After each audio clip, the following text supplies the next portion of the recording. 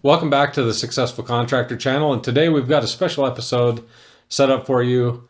I think one that a lot of people have been anxious to hear about, and we're going to talk about employees, or what I like to call team members, where to find them, how to attract them, and how to retain them. So let's get right into that. I'm Mark Olson. Luke Gibson and I have a combined 50 years in construction as fence contractors. In that time, we have both experienced failures and success. We travel the country talking with other contractors who share their experiences in hopes that their stories can make you a more successful contractor. I would be remiss if I didn't talk about first where I learned a lot of this information. This is Dave Ramsey, and he came out with a book, probably 2013, 2014, called Entree Leadership. And it's his philosophy on how to build teams and how to run a business and things like that. So in there, one of the chapters he spends a lot of time on is finding and maintaining team members. And I think that that's one of the areas people struggle with in success the most. I've heard a lot of stories about people that said, you know what, I'd rather just be a sole proprietor because then it's only me and I only have to worry about me all day and I don't have to worry about babysitting everybody else. And really, when you have that mentality, the thing that you're missing out on is all the benefits of that labor can do for you. When you bring in good team members, what they end up doing is multiplying your effectiveness as a business and allowing you to grow and do a lot of the things that you want to do. They can help you claw back more of your time so that you're not that one-man band. You're not trying to be an accountant. You're not trying to be an estimator and install the fences and then handle all your material orders and pull your own jobs. So they can take away some of that burden from you and allow you that opportunity to grow. With that, if you don't do it right, that's when everybody gets frustrated and gives up. And there are some very specific steps that we have taken in our own business that have helped us find and keep good team members. So if you want to hear more about, I'm not getting paid anything for this. Now, if Dave Ramsey picks up on this, hey, this is the book, this is the guy. Like I always say, all my best ideas are stolen. I don't know where he got all of them. Chances are he picked up a couple from some other people and then was smart enough to write a book about it. So I'm not going to write a book about it. I'm going to use the guy's book that already has one out here. I think if some of you guys watched the video on our failure when we were Olson Fencing, I mentioned in there that one of the failures that we had is that we just had employees. And those employees, as Dave Ramsey likes to say, they show up late, they leave early, and they still were there. And nobody wants any part of that. And that's basically what we had. We paid them the bare minimum we could get by. We didn't want to pay them any extra. Whatever we thought would come through the door, we just paid them, if that was $10 an hour, that's what we were offering. The bare minimum to actually get warm bodies through the door. We kept losing people time and time again because we didn't offer benefits. We didn't have the things that they were looking for, that those really good people were looking for. And so we basically just built a revolving door in our business. And the big problem with that is if you have a revolving door in your business, you're never ever getting anybody trained. And so you never get anybody that's super proficient. And you lose all of that time and all that money retraining new people constantly. That's basically what you have as a good training program at that point in time. And that's if you can keep enough people around. Then when they were there, we had the idea that they were I would even say they're our slaves. I mean, we're paying you, you'll do what we ask, and you'll do it when we ask, and you'll show up. And it was just running a dictatorship that they were there to serve us. Now, what Dave Ramsey talks about first and foremost is that when you really make that mindset, or you change your mindset and you decide that you want to build a team rather than have employees, the ones that show up late, leave early, and still are there. If you want to do that, the first thing you have to realize is that you need to be a servant leader. Now that means serving your team well. It doesn't mean necessarily letting them walk all over you, but you need to serve them. You're there to serve them just as much as they're there to serve you. And he talks a lot about how happy team members will then, if you focus on their happiness and serving them, then they in turn go around and will serve your customers better. So everybody's happier all in all. And they stick around longer, so you don't have to constantly retrain. You can pay them more because you're not pumping all that money into retraining programs and lost productivity and efficiency.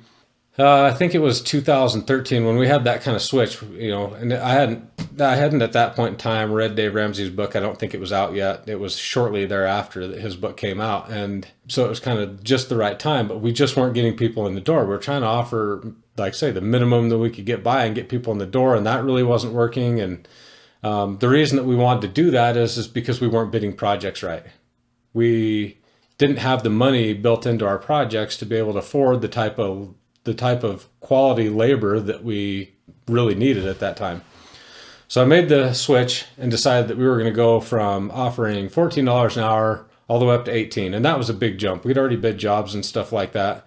And that brought in 2 people, as I mentioned, that are still with our company. So that was kind of the first switch that flipped. We said, you know what, if we want better people, we're going to have to pay more. Basically, supply and demand is speaking here, and what we're offering isn't good enough. And so we started changing that, and then we started looking at different ways that once those people came through the door, that we could offer them more benefit. And people automatically think, oh, well, I just can't afford insurance and I can't do those things for my team. And I understand that, I get that. And a lot of small companies struggle with that, but there's a lot of things that you can do that mean a lot to those people. A lot of agricultural fencers, for example, and this, we're talking about fencing because that's a business I'm in, but this is construction in general. And you hear this all the time because some of the trades that we're in are not easy. So first, raise what you are willing to pay quality labor. And to do that, you're probably going to have to raise your prices. And that means you're going to have to know your numbers. And those are some other videos that you need to probably go back and review. And we need to do some more talking about. But when you raise your labor prices, you're going to have to raise your prices to your customers. And a lot of people will push back on that and say, my customers won't pay more. And that's what we maybe thought at one point in time, but they will. Your customers will pay more because you're giving a better product and a better service by a more capable, better trained staff. So we raised our labor rate, and we did some things initially that helped us get to the point where we could do some of the other things that seemed unattainable. Now, one of the things we do in our company is we offer a 3% match. We opened up a simple IRA. So 3% of whatever they're making automatically goes into their retirement account. And people say, well, you don't make them match. In our business, what we know is that we employ a lot of younger people that don't yet understand the importance of saving for retirement. So if we put the first 3% in and hope that they'll match that, that's a benefit that they can see year after year when they get those statements. And then they're finally looking at it and saying, you know what, I'm with a company that even though I'm not willing to take care of myself, they're taking care of me even though they don't have to. I don't know of anybody else, not one other company out there that offers their team a 3% retirement without them having to put a dime in. That's unique to our company as far as I know. There could be some out there and I don't know everybody, but among the circle of people that I run with, I don't know anybody else doing that. Other things that we could do that were very easy to do is paid holidays. We just said, you know what, you're not going to work, and so we'll give you 7 paid holidays a year. And that's spread out, so it's not like one big chunk that we have to give to them. It's not a real huge ding to our pocketbook. And so we did that. And then we offered paid vacation, and we structured paid vacation. So after a year, they started seeing some paid time off. And then after 2 years, they got more time off. And then after 5 years, they get more time off. And I've got several people now that are beyond that 5-year mark and have a ton of paid time off. So those are some things that are not health insurance that kind of are spread out so they don't feel like a big hit. Things like agricultural contractors and stuff. If you work outside a lot, there's a lot of people that really love their dogs. You can come up with a program that allows team members to bring pets on their job sites. You know, if you're working and it's okay with the customers and stuff like that, you're on a big farm or ranch and you're out long ways from stuff, they can bring their pets on the project.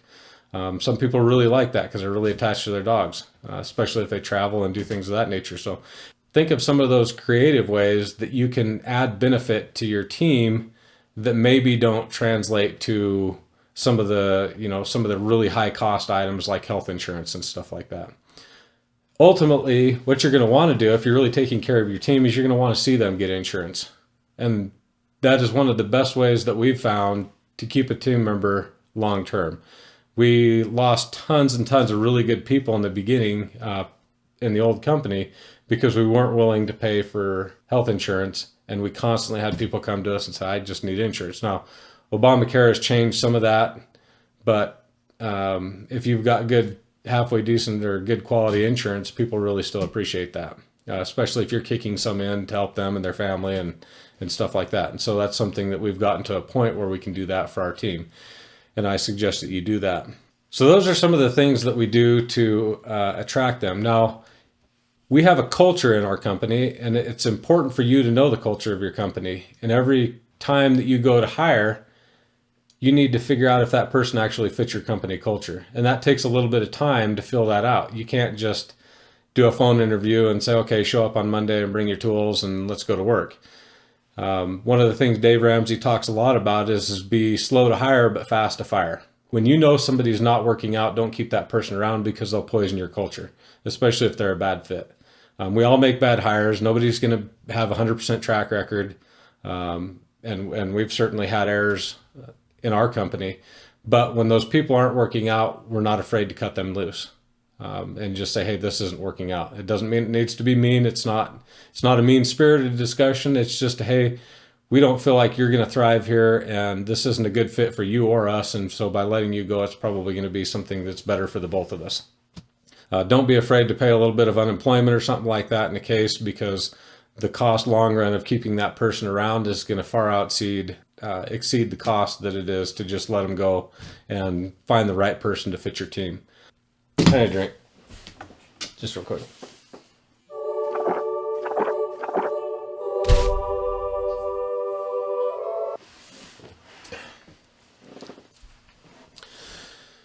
So in our business, we know exactly what we're looking for when we put out a help wanted ad. We know that we're looking primarily for males, not because we haven't had any females. We've had some females come through the door and periodically female interest, and we don't have a problem with that. But primarily it's male. It's a male dominated field because they're the ones that want to go outside and be hot and cold and work in the elements. So we know primarily if we can pick them up, probably about the age of 18 would be the youngest, and then 26. If we can get them in there and train them, we have a better shot at keeping those people long term. Now, the other thing we know is that farm and ranch kids, those are our two sweet spots. If we can find those kids, they're great. If somebody comes through our door and the only experience that they've ever had is they've had a Subway job since they were 16 and never worked outside, chances are they're probably not going to work because they don't know what it takes to do the work and work in the elements and things like that. It's going to be a little bit of a shock to them. I'm not going to say it can't, and those opportunities can come along, but we know exactly what we're looking for. So we can advertise in those places that will help attract those type of people. Now, our local town has a college, and it's got a rodeo team. It's got a welding department and things like that. And where do you think those farmer rancher kids flock to? They flock to those type of things. So if we can go to them where they are, we have a better shot at trying to find the people that we need. Another thing Dave Ramsey talks a lot about is once you start filling your stable full of stallions, they will attract other stallions. So they'll tell their friends that, hey, this is a great place to work. I'm treated very well here. And then they'll start recruiting the people that they know and talking excitedly about the business that they work in. And you'll start seeing some of those people being referred to you. So you've got to create a company culture that allows that to go on. Now, I talked about stallions, and one of the other things that can happen is if you get a donkey in there and you let that donkey, you talked about bad apples can spoil the bunch. If you let a donkey in there and you don't take care of that problem, they will run off all the stallions and you'll have nothing but donkeys in your stable again. So it's really important, like I said, hire slow and fire fast. Dave Ramsey has some other recommendations, and probably the more senior level people are going to take a little longer to hire than a typical fence installer. Those people tend to move along very quickly if you can't have a 3-week hiring process. So you need to kind of tailor it to the position you're filling, but don't just do a phone interview and say, hey, show up on Monday. I hope this works out. There was a point in time, and we're just looking for anybody with a heartbeat. Now, when we stopped getting people coming through the door, we realized that, again, we needed to reevaluate where we are and where the economy is and where the market is. And you may have to step that up and continue to raise your base rate. But that's pretty easy to figure out when you stop getting those phone calls. When there's just nobody calling, it means you've got to raise your offering. Look around you and see what's going on in your area. I talked to somebody that said they had an Amazon facility that was paying, I think, $15 an hour just right down the road with full benefits and everything else, and they were trying to find fence builders for 14 or 15. You can't compete with that because that's a climate controlled environment. They get full benefits, and they're thinking, hey, I'm probably not gonna have to work super hard. So you got to look and see what your labor competition is in your area and kind of base it on that. One of the things we look at is we look at what's McDonald's and what's Walmart paying in our area, and then we try and go anywhere from 1.5 would be the very low end of the scale, all the way up to 2x whatever they're paying, because that tells us just based on the discomfort. It takes a lot different ability and drive and determination to flip a burger than it does to dig a post hole. So we're always thinking about those things and changing our offering to see that we meet those needs. Like I say, when the phone stops ringing, you're probably doing something wrong and you need to evaluate it. So on some more of your senior level people, if you're looking for senior level bookkeepers and stuff like that, where integrity is important, some of the other things that you can do is not only interview the person, but Dave Ramsey recommends for one of the final steps bringing the spouse in, because what can a lot of times happen is that the person's fine, but you'll find out they got crazy living at home. And when crazy lives at home, that can come to work. One of the things we see, because we travel a lot, is if you have an unsupportive spouse and the person's just trying to find a job and the spouse is unsupportive, they'll say that they can work out of town, and then 2 weeks later it's a problem. So we're trying to maybe sniff that out before we get them hired and realize that we've got a mismatch here. So travel is a big thing. But yeah, there's definitely crazy can live at home. So you want to make sure that they've got a supportive spouse, because if they don't have a supportive spouse of what they're going to do, then it's never going to work. I would recommend on some of your senior level people maybe trying that tactic if you're looking for a senior salesperson or a outside sales. Maybe look and make sure bring that spouse in for a dinner, and that's what he suggests, is taking them out to dinner and just kind of feeling it out and seeing if they are supportive of this decision if you decide to move forward. So once you've built a team, and to continue building a team, you've got to have team events. I would go farther to say not only do you have to have team events, but you've got to have a team uniform. Now, one of the things that we've done is we give everybody in our company an allowance, which is another benefit, because they're using our money to put their clothes on. So when they go out and stain clothes, we're giving them a budget annually so that they can go out and buy get new swag from our store or have new swag printed up. So we've got now a uniform that we use in our company, and everybody knows that they've got to wear an SWI hat, they've got to wear an SWI shirt, sweatshirt, coats, but we provide all the funds for them to be able to do that once they've been with us for a certain period of time.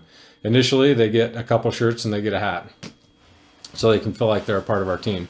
And then as they're there longer and longer, we give them more and more benefit, more money to spend on our particular apparel. So the last Christmas that we did, all the kids got hoodies that were orange. I mean, they were just all different colors, and the whole room was full of hoodies. And now we see those all through the school districts and stuff like that. So it's great, and that's great advertising, while at the same time making everybody feel like they're a part of a team.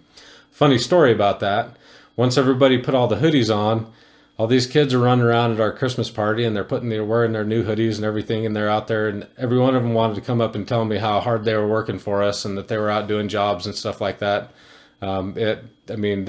They were a part of the team at that point in time. So if you think that stuff doesn't work, those kids, the minute they put on our gear, were part of the team. So remember that. Other things that we do is camp outs and stuff like that, where we get the team together, camp, fish, and you really get to know people and associate with people. And when the wives can meet other wives and all this stuff goes on, it just builds bonds to the team that are a lot stronger. So find those events that your team likes to do. Maybe some teams like bowling, some people like shooting, some people like camping, fishing, whatever it is.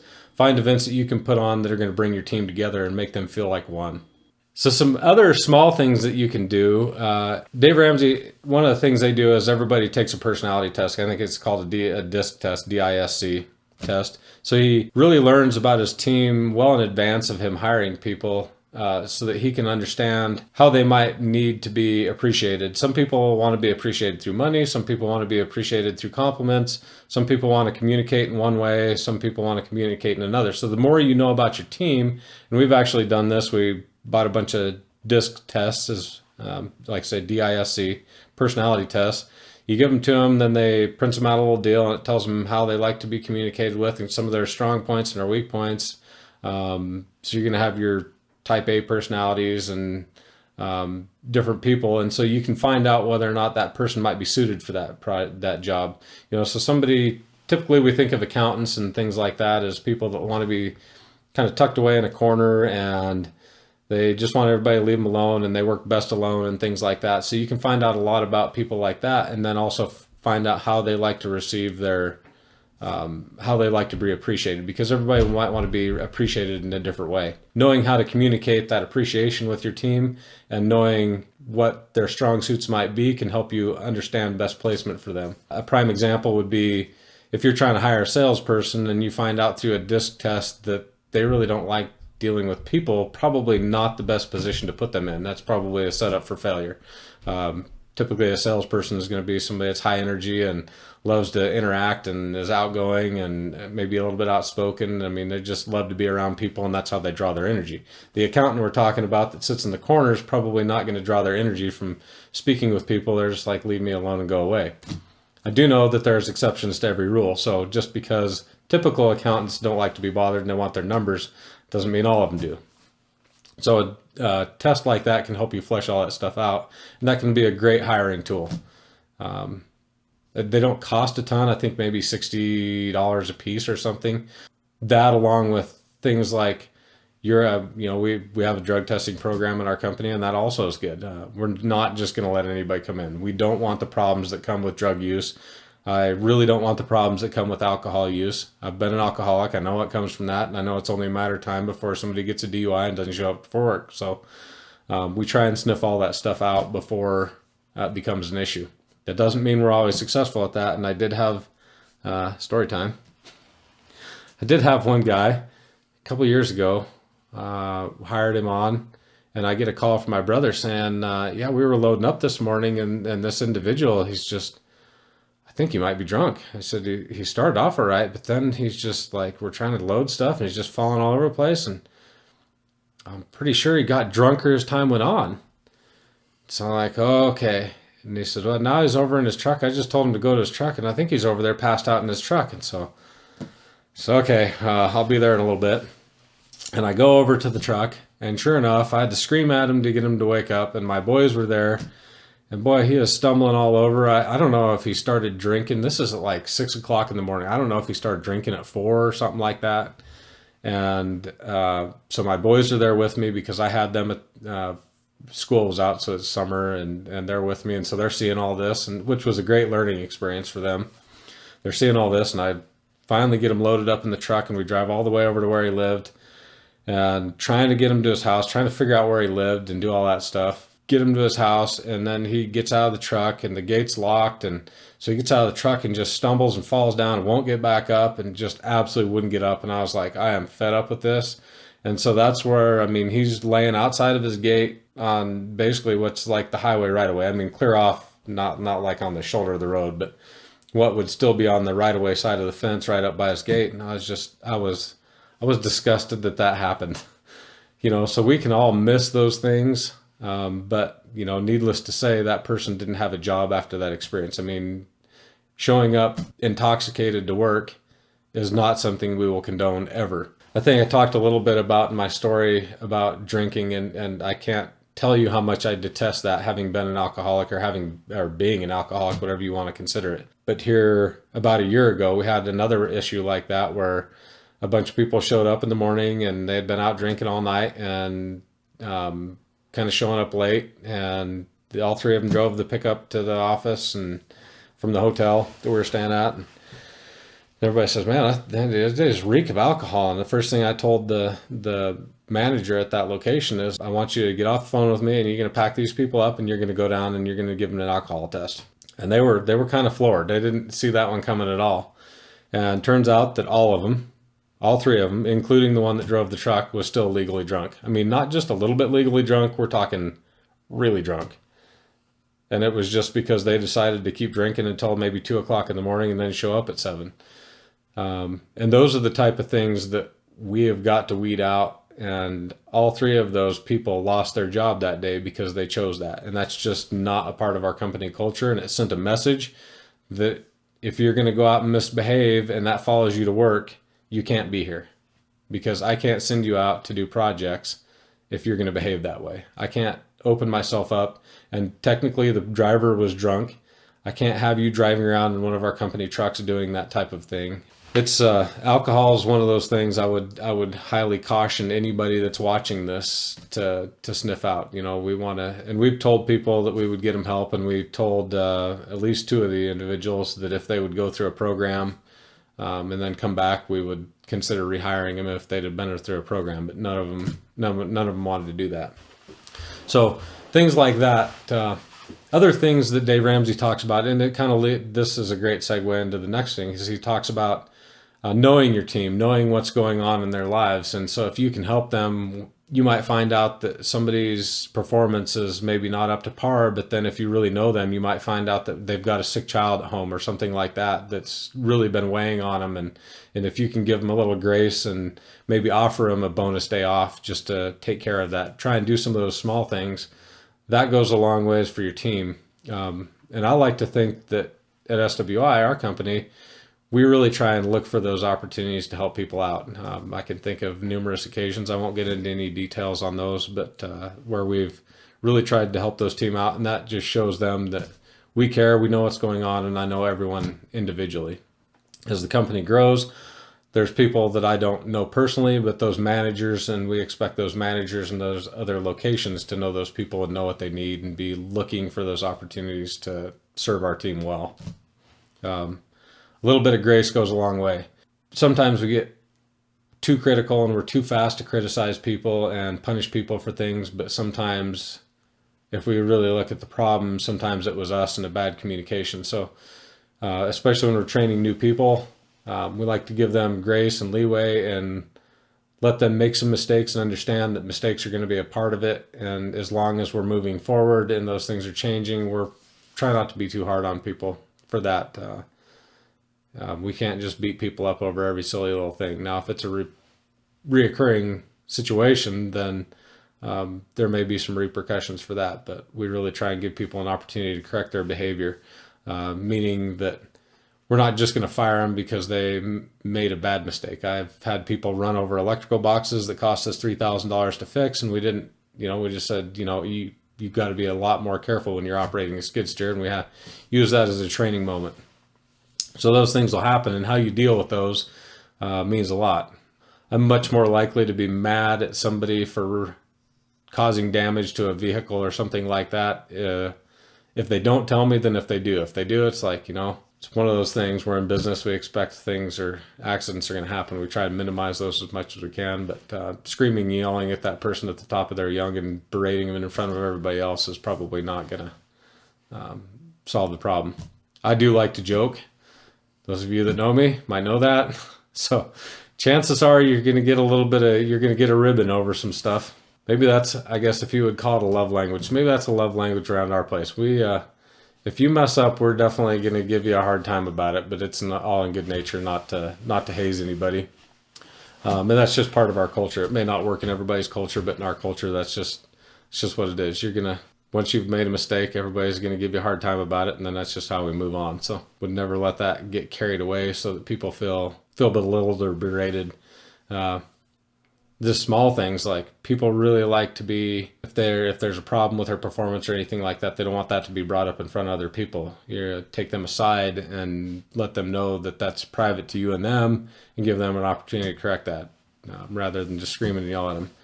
You don't want to be the screamer. And I was that at one point in time back when I was drinking. I remember specifically screaming at my brother one day for doing a cantilever gate backwards. And that did nothing for him. It did nothing for me. It just made both of us angry at each other. And I think sometimes we can tend to be harder on family that works for us than anybody. Two things can happen. You can either be more lenient and let them get away with more stuff, or you can be harder on them than you are everybody else. And that's probably the case with my son that works for me. I'm probably harder on him than anybody else, but if you've seen any of the stuff he does some wild stuff. He probably deserves some of it.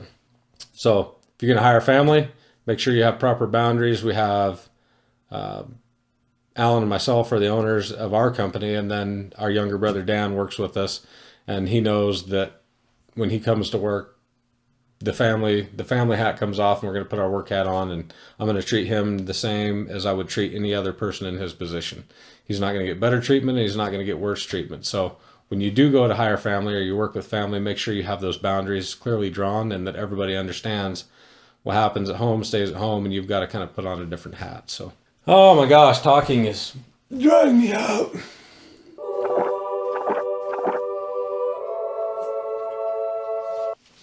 And this episode of Successful Contractors brought to you by Peace Tea, as my son would say, peace. Hey, you know what? Before we get any further along, there's that little bell.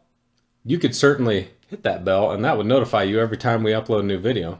Better yet, if you like what you see, how about, and even better, if you really want to know what's going on, give us a subscription. Tell some of your friends, your contractor friends. This is not just a fence channel. This is a contractor channel. The problems that we face in the fence industry are not that different than faced in the concrete industry and the general construction industry or anybody else. So if you know somebody that could use this content, please make sure to share this with all the people that you think could get benefit out of this. Yes, and by all means, pick up this book. It is available on Audible. Big fan of Audible. They're also not paying me, but I'm a huge fan of Audible. You know who pays me? Nobody pays me. But I do this anyhow because I like what I do. In closing, the biggest shift that I could suggest you make is make the change from hiring employees who show up late, leave early, and still while they're there, to team members and fill your stables with stallions. And until next time, you have a good dang day.